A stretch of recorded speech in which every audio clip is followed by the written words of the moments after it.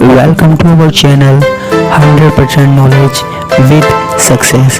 Video देखने से पहले चैनल को सब्सक्राइब कीजिए और बेल आइकॉन दबाइए। नमस्कार दोस्तों, स्वागत है आपका एक बार फिर से बीएससी सेकेंड ईयर की केमिस्ट्री क्लासेज में। हमारे पास बात चल रही थी प्रथम संक्रमण श्रेणी यानी कि फर्स्ट ट्रांजिशन सीरीज के कंपाउंड की बात चल रही थी। हम उनकी प्रॉपर्टीज़ के बारे में डिस्कस कर रहे थे कि कौन से पदार्थ में कौन सी प्रॉपर्टीज़ होती है, वो हम बता रहे थे। इसी क्रम में हम आज आगे बढ़ते हैं और आज की जो प्रॉपर्टीज़ है वो है हमारे पास संकुल यौगिक कॉम्प्लेक्स कंपाउंड। ठीक है, तो इसके बारे में हमको आज डिस्कस करना है। देखो, जो हमारे पास फर्स्ट ट्रांजिशन सीरीज के जो संक्रमण धातु आयन होते हैं, चाहे फिर वो कोई से भी हो, चाहे फिर वो कॉपर हो, निकिल हो, कोई से भी हो, ठीक है, उनका एक विशिष्ट गुण होता है। संक्रमण धातु आयन का एक विशिष्ट गुण होता है, एक विशिष्ट गुण होता है कि वे संकुल यौगिक बनाने में सक्षम होते हैं, संकुल यौगिक बनाने में सक्षम होते हैं। ठीक है, संकुल यौगिक तो आपको पता ही होगा, जिसमें धातु होता है और लिगैंड होता है। लिगैंड धातु को क्या करता है? इलेक्ट्रॉन प्रदान करता है, तो उनको हम क्या कहते हैं? संकुल यौगिक कहते हैं। ठीक है बच्चों, ऐसे यौगिक बनाते हैं। संक्रमण धातु आयन का एक विशिष्ट गुण क्या होता है कि वे संकुल यौगिक बनाने में सक्षम होते हैं। संकुल यौगिक कौन से होते हैं? जो आपने कॉम्प्लेक्स देखे ना, लिगैंड धातु को इलेक्ट्रॉन देता है, जो आपने उपसह संयोजक यौगिक देखे हैं, उस तरीके के यौगिक, कोऑर्डिनेशन कंपाउंड। ठीक है, अब देखो, ये संकुल यौगिक है ना, बहुत ज्यादा मात्रा में बनाते हैं। ठीक है, जो डी ब्लॉक के तत्व है ना, वो संकुल यौगिक बनाने में बहुत ज्यादा आगे है। अब इतने सारे संकुल यौगिक बनाते हैं, उनके पीछे क्या कारण है? उनके पीछे जो कारण है उनके बारे में बात कर रहा हूं। यह निम्न कारणों से होता है।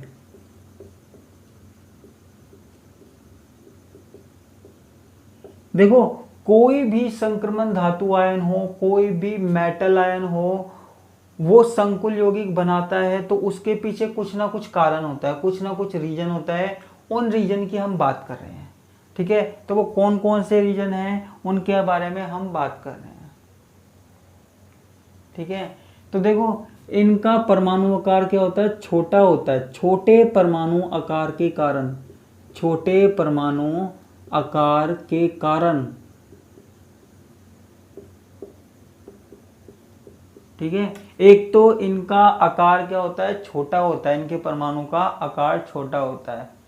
ठीक है, छोटे परमाणु आकार के कारण इन पर धनावेश घनत्व बहुत अधिक होता है। धनावेश घनत्व बहुत अधिक होता है, या फिर सीधा ही लिख दो, धनावेश है या फिर आवेश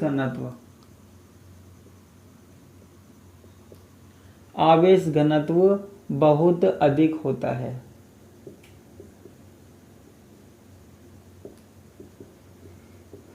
ठीक है, देखो, किसी भी संकुल यौगिकों को बनाने के लिए कुछ शर्तें होती है। उन शर्तों में एक शर्त ये भी है कि परमाणु का आकार जितना ज़्यादा छोटा होगा, वो आसानी से हमारे पास क्या बना सकता है? वो आसानी से हमारे पास संकुल यौगिकों का निर्माण कर सकता है। तो यहाँ पे भी परमाणु आकार क्या होता है? छोटा होता है, और छोटे परमाणु आकार के कारण इन पर आवेश घनत्व बहुत अधिक होता है। ठीक है, अब देखो, यहाँ पे आगे बात करते हैं। इनके पास रिक्त n-1 डी कक्षक, n-s कक्षक और n-p कक्षक। ठीक है, इनके पास रिक्त n-1 डी कक्षक होते हैं, ns और np कक्षक होते हैं।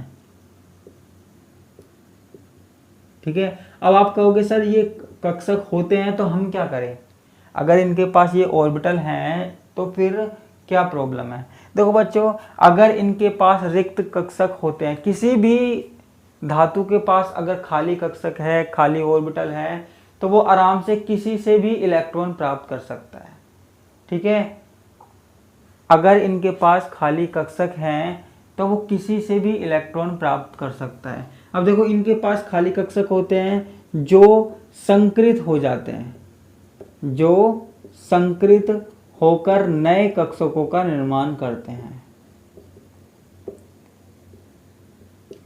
नए कक्षकों का निर्माण करते हैं। ठीक है, तो संकुल यौगिक बनाने के लिए दो शर्तें हमारे पास कौन कौन सी हो गई। एक तो ये हो गई कि परमाणु का आकार छोटा होना चाहिए। ठीक है, और दूसरी बात हमारे पास जो कक्षक हैं वो खाली होने चाहिए, रिक्त कक्षक उपलब्ध होने चाहिए। N-1 D, NS और NP, ये खाली कक्षक हमारे पास उपलब्ध होना चाहिए कि जो कि नए कक्षकों का निर्माण करते हैं। ठीक है, जिसमें खाली कक्षक होंगे तो जो हमारे पास लिगेंड आएगा वो क्या कर सकेगा, धातु को इलेक्ट्रॉन दे सकेगा। खाली कक्षक होंगे तो, अगर खाली कक्षक नहीं होंगे तो कहां से देगा। ठीक है, अब देखो इनमें कई प्रकार की ऑक्सीकरण अवस्थाएं पाई जाती है।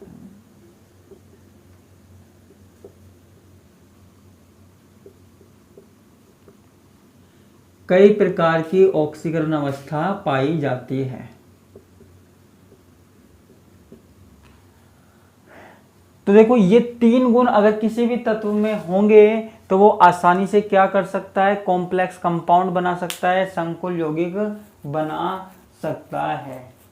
ठीक है, अब देखो यहाँ पे एक तो इनका क्या होता है, आकार छोटा होता है। आकार छोटा होता है जिसपे धनावेश क्या है, आराम से हो सकता है, आवेश घनत्व बहुत अधिक होता है। ठीक है, दूसरा इनके पास खाली कक्षक होते हैं। खाली कक्षक होते हैं जो क्या करते हैं, नए कक्षकों का निर्माण करते हैं। ठीक है, इन कक्षकों में लिगेंड अपने इलेक्ट्रॉन दे सकता है। और एक इनकी कई प्रकार की ऑक्सीकरण अवस्था होती है। देखो, मैंने ऑक्सीकरण अवस्था के बारे में आपको बताया था। तो कई तत्व कैसे थे कि उनमें +2 भी थी, +3 भी थी, +4 भी थी, +5 भी थी, +6 भी थी, और कई तो ऐसा था जैसे मैग्नीज, उसमें +7 तक थी। ठीक है, तो कई प्रकार की ऑक्सीकरण अवस्थाएं दिखाते हैं। तो अलग अलग ऑक्सीकरण अवस्था दिखाने के कारण ये कई प्रकार के कंपाउंड बना सकते हैं, कई प्रकार के यौगिक बना सकते हैं। ठीक है, तो किसी भी धातु आयन को संकुल यौगिक बनाने के लिए 3 शर्त जरूरी होनी चाहिए। अगर ये 3 कंडीशन पूरी होती है तो वो संकुल यौगिक बना सकता है, नहीं तो नहीं बना सकता। संक्रमण धातु आयन ये 3 शर्तें पूरी कर लेता है, इसलिए वो बना सकता है। ठीक है, आगे चलें। ठीक है,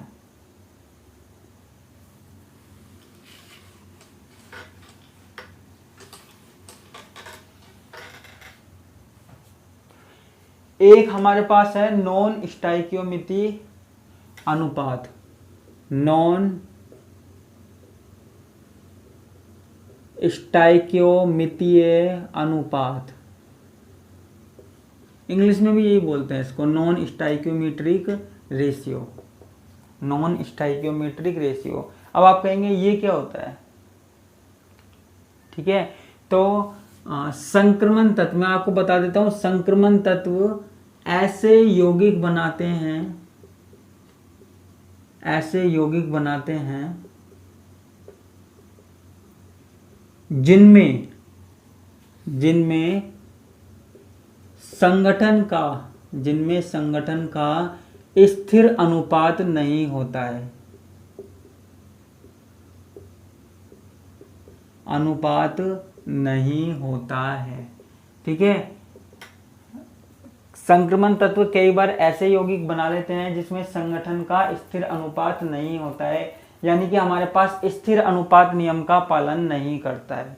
किसका पालन नहीं करता, स्थिर अनुपात नियम का पालन नहीं करता।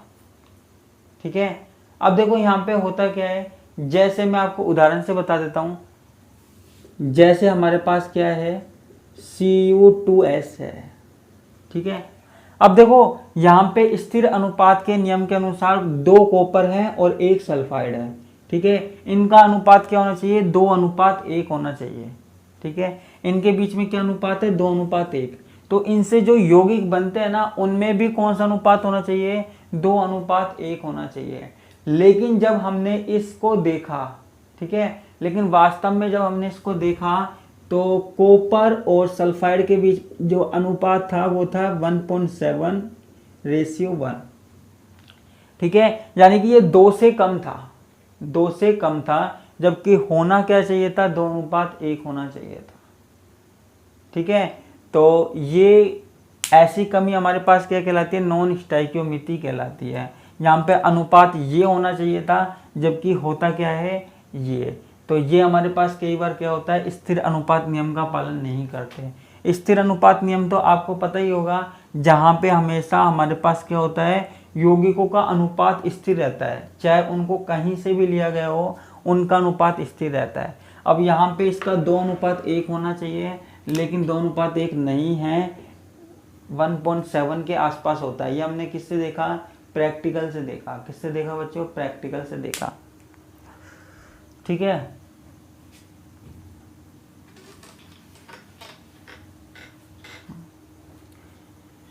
अच्छा, एक चीज की और बता देते हैं, आयनों के जल अपघटित होने की प्रवृत्ति।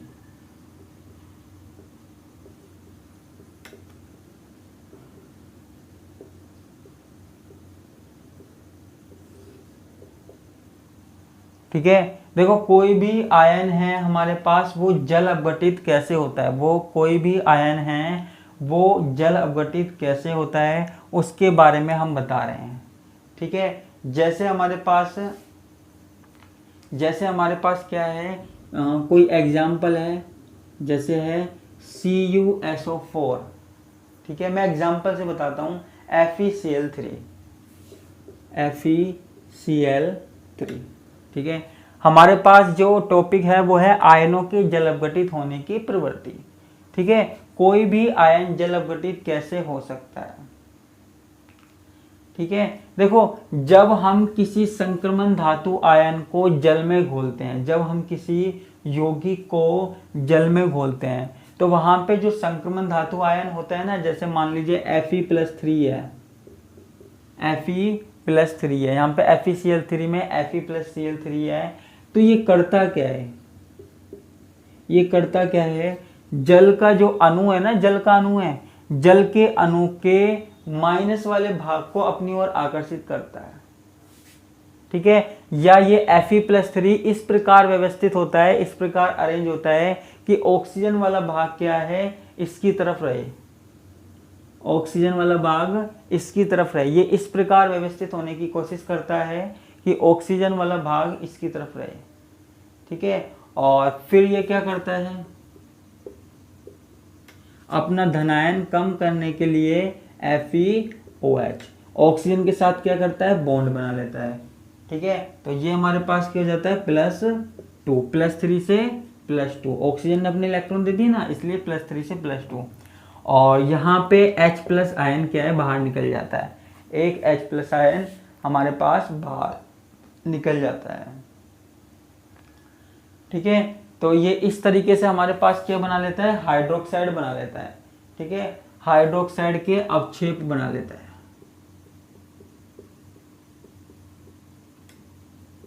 ये क्या बना लेता है, हाइड्रोक्साइडों के अवक्षेप बना लेता है।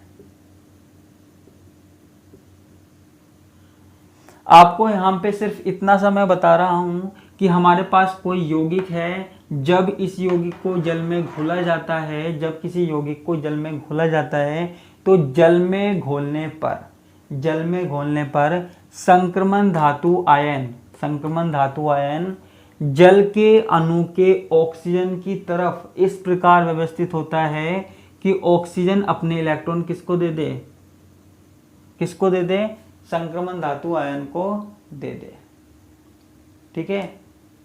तो इसमें ऐसे लिख भी सकते हैं कि जब किसी संक्रमण धातु आयनों के लवणों को जल में घोला जाता है, जल में घोला जाता है, जल में घोला जाता है तो उन लवणों में उपस्थित, उन लवणों में उपस्थित कौन? धनायन। जब किसी संक्रमण धातु आयनों के लवणों को, ये लवण है, को जल में घोला जाता है तो धनायन, तो धनायन, ये धनायन है। ठीक है, तो धनायन क्या करता है? धनायन जल के अणुओं को आकर्षित करता है, जल के अणुओं को आकर्षित करता है, जल के अणुओं को ऐसे आकर्षित करता है, जल के अणुओं को ऐसे आकर्षित करता है, ऐसे आकर्षित करता है। कैसे आकर्षित करता है? कि उनका जो ऑक्सीजन है ना, उनका जो ऑक्सीजन है ऐसे आकर्षित करता है, धनायन जल के अणुओं को ऐसे आकर्षित करता है कि जल का ऑक्सीजन, जल का ऑक्सीजन परमाणु, जल का ऑक्सीजन परमाणु धातु आयन की तरफ हो, धातु आयन की तरफ हो।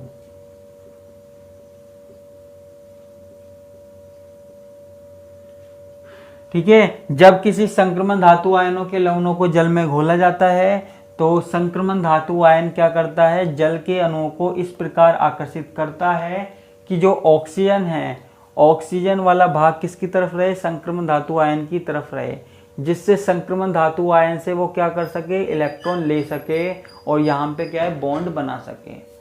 ठीक है, तो इस तरीके से हमारे पास क्या मिलता है? हाइड्रोक्साइड के अवक्षेप मिलते हैं। किसके अवक्षेप मिलते हैं? हाइड्रोक्साइड के अवक्षेप मिलते हैं। ठीक है, ये हमारे पास हो गया। अब एक और मैं आपको पढ़ा देता हूँ, एक गुण के बारे में और बता देता हूँ, फिर ये गुण क्या है खत्म हो जाएंगे। ठीक है, हमारे पास है अंतराकाशी यौगिक, काशी यौगिक। इसको हम क्या बोलते हैं? Interstitial compound. क्या बोलते हैं? Interstitial compound. ठीक है, अब देखो ये क्या होता है? देखो संक्रमण धातु आयनों में, संक्रमण धातु आयनों में, संक्रमण धातु आयनों में छोटे अधात्विक परमाणु, छोटे अधात्विक परमाणु जैसे हाइड्रोजन, बोरॉन, कार्बन, ठीक है, नाइट्रोजन आदि को अधिशोषित करने की क्षमता पाई जाती है, आदि को अधिशोषित करने की क्षमता पाई जाती है, क्षमता पाई जाती है। ठीक है, हमारे पास संक्रमण धातु आयन है। ठीक है, संक्रमण धातु आयन है, वो क्या करता है? छोटे छोटे अधात्विक परमाणुओं को अधिशोषित कर लेता है। ठीक है, छोटे छोटे अधात्विक परमाणुओं को अधिशोषित कर लेता है। अच्छा, इनको अंतराकाश क्यों कहते हैं? अंतराकाशी यौगिक क्यों कहते हैं? ठीक है, हमारे पास धातु होता है, मेटल होता है, इनकी सतह पर छोटी छोटी जगह पाई जाती है, छोटी छोटी जगह पाई जाती है, जहां पे हमारे पास क्या होता है? छोटे छोटे स्थान होते हैं, परमाणु के बीच में छोटी छोटी जगह होती है। ठीक है, जो हमारे पास धातु आयन होते हैं उनके बीच में छोटी छोटी जगह होती है, जिनको हम क्या कहते हैं? अंतराकाश कहते हैं, इंटरस्टिशियल कहते हैं। ठीक है, इन अंतराकाश में ही हमारे पास ये छोटे छोटे परमाणु क्या है? फिट हो जाते हैं, छोटे छोटे फिट हो जाते हैं और क्या बनाते हैं? यौगिक बनाते हैं। ठीक है, तो उसको ही हम कहते हैं अंतराकाशी यौगिक। अंतराकाशी यौगिकों का मतलब क्या हुआ? कोई संक्रमण धातु आयन है, उसकी सतह पर छोटी छोटी जगह है, छोटे छोटे खाली स्थान है, उनको हम क्या कह रहे हैं? अंतराकाश कह रहे हैं। उसमें हमारे पास क्या होता है? ये जो छोटे छोटे अधात्विक परमाणु हैं वो आसानी से क्या हो जाते हैं? फिट हो जाते हैं, वो आसानी से फिट हो जाते हैं। ठीक है, आसानी से फिक्स हो जाते हैं। तो उनको हम क्या कहते हैं, अंतराकाशीय यौगिक कहते हैं, इंटरस्टिशियल कंपाउंड कहते हैं। ठीक है, तो ये हमारे पास क्या हुई, प्रॉपर्टीज़ की बात हुई। हमने इसकी सारी प्रॉपर्टीज़ देख ली है। इसके अलावा हमारे पास 2-3 टॉपिक और हैं, उनको हमको पढ़ना है। और हमारे पास ये वाला जो भाग है यूनिट का, वो हमारे पास दी एंड हो जाएगा और हमको एक पूरा का पूरा क्वेश्चन मिलने की संभावना है। ठीक है, तो आप पढ़ लीजिएगा, ये कोई प्रॉब्लम नहीं है। जिसको अगर कोई प्रॉब्लम आती है, वीडियो ढूंढने में प्रॉब्लम आती है या फिर प्लेलिस्ट ढूंढने में प्रॉब्लम आती है, किसी को पहले की वीडियो नहीं मिल रही है, तो आप मुझसे कांटेक्ट कर सकते हैं। मेरे कांटेक्ट नंबर कहाँ है, यूट्यूब पे डिस्क्रिप्शन बॉक्स में है, वहाँ आप मेरे नंबर पे कांटेक्ट कर सकते हैं। मैं आपको एक एक वीडियो विद प्लेलिस्ट अवेलेबल करा सकता हूँ। ठीक है, अगर आपको चाहिए तो एक एक क्रम से। तो आज की क्लास में बस इतना ही। इसी के साथ मैं आपसे विदा लेता हूँ। धन्यवाद, नमस्कार, टाटा, बाय बाय।